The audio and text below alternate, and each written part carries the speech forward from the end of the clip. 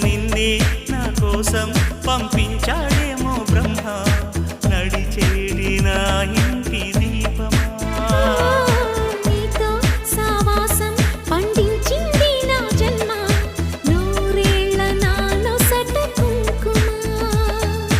వెచ్చని శ్వాసల యౌవన గీతికి పల్లవి నువ్వంట పచ్చని ఆశల పువ్వుల తీగకి పందిరి నీ జంట మనవిగి కౌగిలి తన కోవెలని